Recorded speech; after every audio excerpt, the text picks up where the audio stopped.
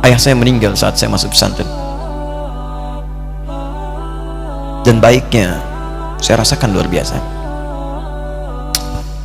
Beliau mengajar di musalla kecil dulu, sekarang jadi masjid. Itu saya selalu di bawah. Beliau mengajar, saya tidur. Sekarang gantian, saya mengajar, beliau tidur. Dan kadang dipangku, gendong sampai pulang. Saya pernah sengaja pura-pura tidur untuk ingin tahu apa yang dikerjakan ayah saya di jalan. Jaga betul supaya nggak bangun. Begitu saya disimpan di kasur dan bangun, diajak bercanda. Saya mau masuk pesantren, beliau nggak sempat ngantar. Saya bertemu, beliau menangis, peluk saya, minta maaf nggak bisa ngantar ke pesantren. Saya belum mengerti apapun saat itu. Saya bertekad, insya Allah saya belajar dengan sungguh-sungguh. Sepekan 2 pekan saya dapat panggilan pulang. Saya tanya pada kakak saya yang ikut, sekarang ada di sini, di mana ayah? Beliau nggak jawab. Sampai di Bandung, paman saya, beliau sekarang Sekom MUI Jawa Barat, langsung menyampaikan, nampaknya nggak akan terkejar sampai sana, mungkin sudah dimakamkan. Saya ngerti, paham saat itu bahwa beliau telah wafat. Maka saya pulang. Maghrib saya sampai, saya dapati ibu di ruangan tengah. Saya datangi, saya menahan tangis, tidak menangis sedikit pun untuk membahagiakan ibu saya. Saya datang, saya peluk, saya temani tidurnya. Itu pertemuan saya dengan ayah saya terakhir di mimpi. Saya bermimpi melihat sudah pakai kemeja, tersenyum, mendadahi saya. Sudah.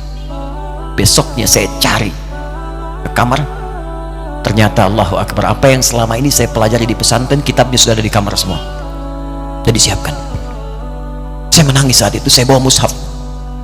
Jadi bapak saya, ayah saya, itu bajunya pun saat wafat dibagikan kepada sahabat-sahabatnya.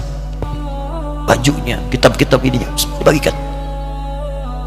Ibu saya menunjukkan kemudian ada jam yang nanti nak pakai.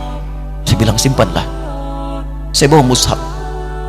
Dengan mushaf itu saya duduk di ruangan tengah, saya menghadap ke kiblat dan saya mohon kepada Allah, ya Allah, saya tak punya kemampuan lagi membahagiakan ayah saya saat hidup di dunia, tapi mohon jadikan setiap huruf dalam Al-Quran ini, ya Allah, pahalanya mengalir untuk ayah saya.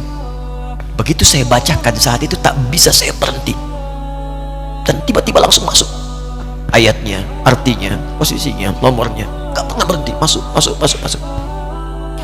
Saya bertekad ingin berbuat baik. Puncaknya saya sekolah.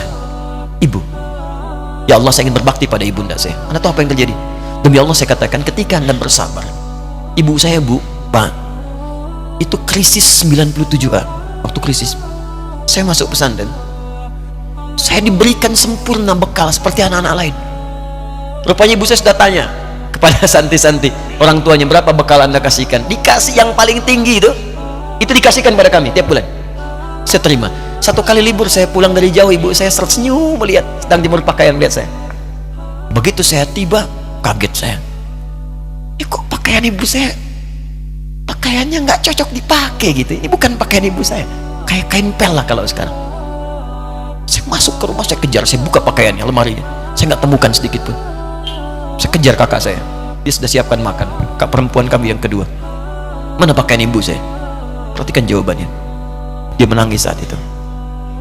Dia bilang, mama itu telah menjual semua perhiasan dan pakaiannya untuk pendidikan kamu. Jual. Untuk kita, katanya. Jual. Dan bertahan dengan 150.000 per bulan saat krisis. Jadi rupanya ibu saya itu makan nasi sehari cuma sekali.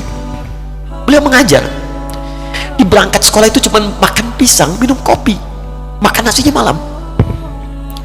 Saya bilang, ya Allah, saya akan ganti baju ibu saya dengan kain ihram dan saya gandeng tangannya di Masjidil Haram. Itu apa yang terjadi?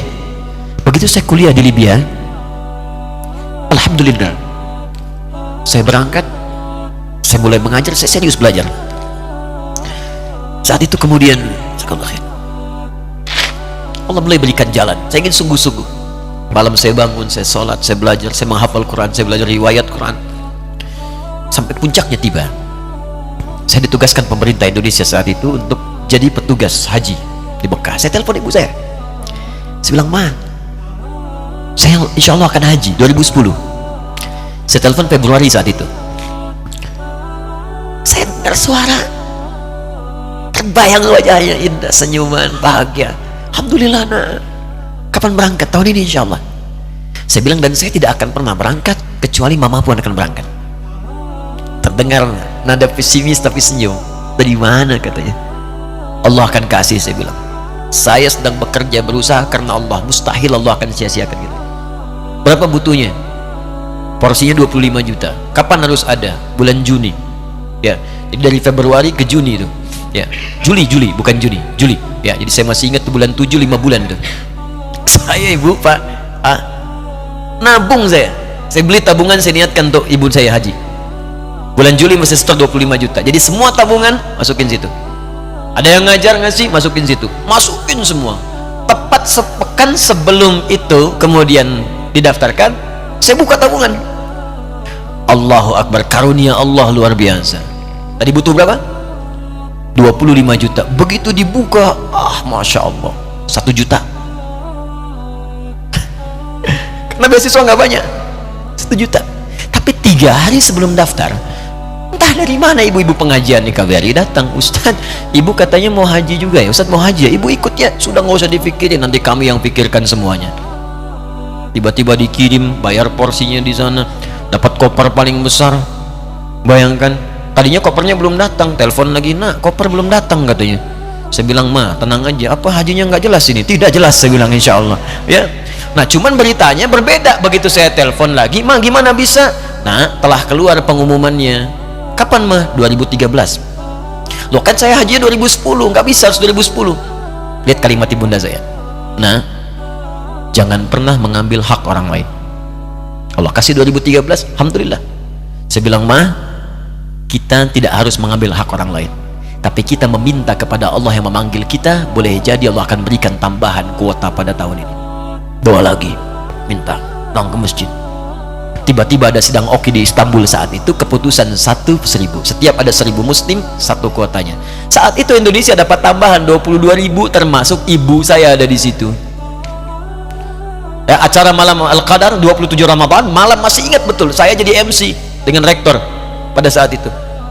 Saya nggak pernah bawa handphone, tiba-tiba handphone itu saya bawa, berbunyi kemudian telepon itu. Saya minta pada rektor izin, saya angkat dulu, diperkenankan. Saya kemudian ke belakang masjid, saya angkat, tiba-tiba saya dengar suara sudah menangis. Nah, katanya, kenapa, Ma? Alhamdulillah, Mama bisa haji. Ternyata kuota itu termasuk ibu saya. 5 bulan, Pak. Bayar biasa, nggak bayar tambahan, nggak ada macam-macam, bisa berangkat.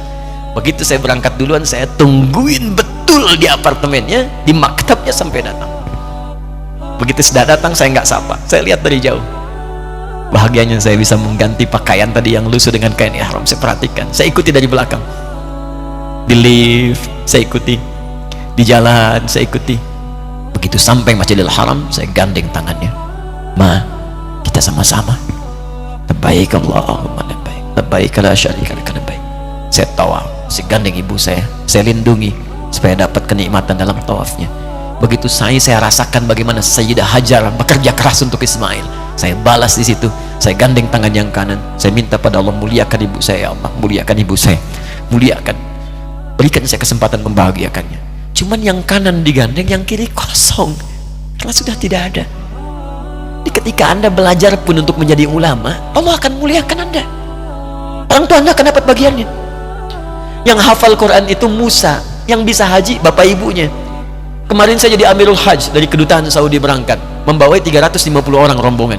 Siapa yang saya bawa? Ahli Quran, yang hafal Quran anak-anaknya. Ahmad Kamil yang haji, pengajarnya, murabbinya, ibunya, temannya, banyak yang berangkat. Yang berangkat siapa? Calon ulama. Jadi ulama itu jangankan sudah jadi, kalau benar caranya, baru bergerak pun Allah pasti akan jaga. Kalau benar caranya. Di satu pertanyaan tadi, pilih mana orang soleh atau ulama? Jangan pisahkan. Karena jadi ulama itu adalah tingkat tertinggi bagian dari orang saleh. Jadi mesti ada yang jadilah di keluarga. Pilih satu, mungkin ahli Quran, dua ahli hadis, yang lain dunia, tapi dunia diniatkan membantu ibadah. Jadi arsitek buat bangun masjid, bangun pesantren, pahala banyak. Insya Allah akan dibuka oleh Allah, insya Allah.